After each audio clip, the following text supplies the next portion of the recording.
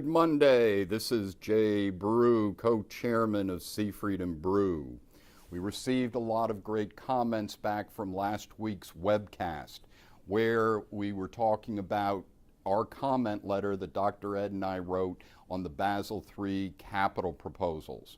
And not only did we talk about the opposition to Basel III, but we also talked about alternative capital proposals that the regulators could consider. So we look at it in here as the date 10/22/12, when we need to get our comment letters in from every community bank director and every management team member.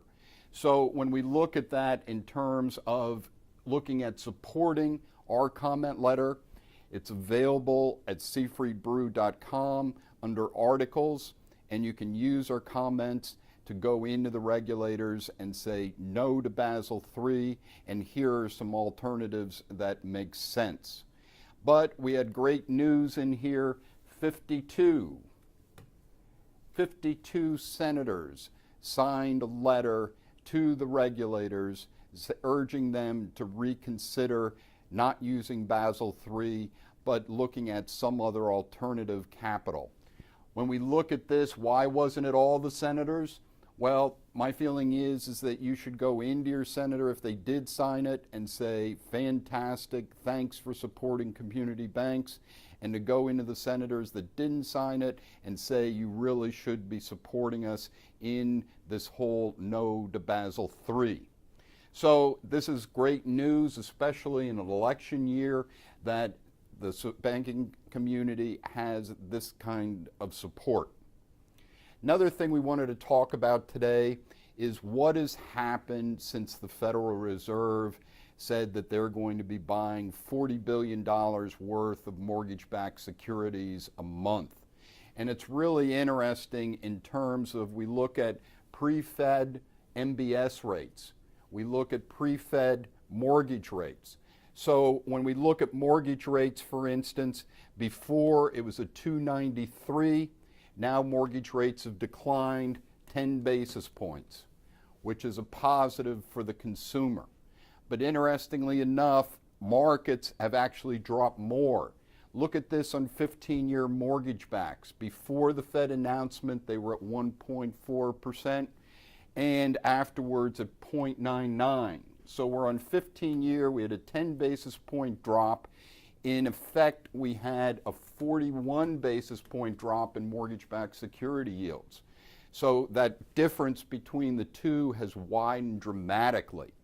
When we look at it from the standpoint of 30-year mortgages, they dropped from a 357 to a 343, which would be a 14 basis point drop in 30-year rates. Once again, positive for the overall consumer. But look at this, dropping from 2.30 to 1.78 in here on 30-year mortgage-backed securities. Once again, a big differential.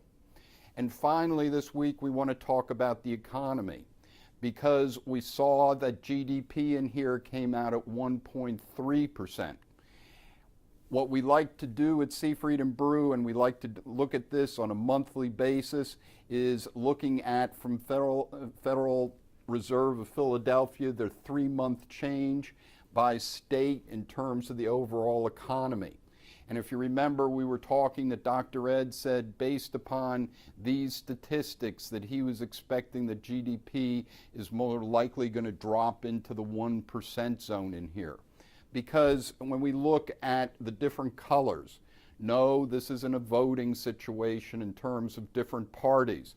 This is red zone, is decreasing economies in terms of -1% or greater type growth. When we look at, for instance, gray would be no growth. Then we turn into the lighter greens, moving up into the 0.5% type growth. The darker greens greater than 1%. So when we look at this on a national basis over the last 3 months, a 1.3% growth rate is in line with what this is saying.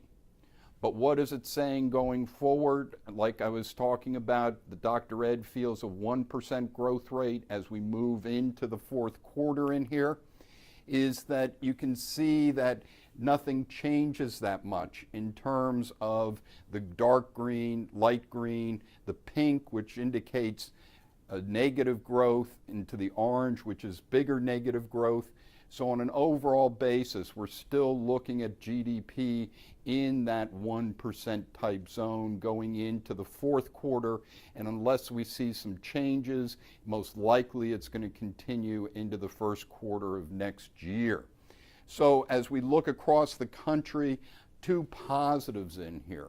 One, and we've talked about this before, is that California remains dark green, which is a real positive, because when we look at unemployment being on the West Coast and in the Southeast corridor is where the most of our unemployment is.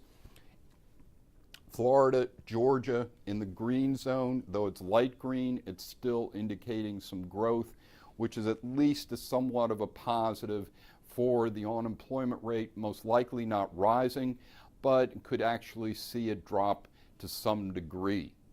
So looking forward, once again, we look at this 1% type GDP, which is moderate at best, and as we've said, something that would be negative into this economy, worsening Europe, for instance, we're just teetering on the edge of recession.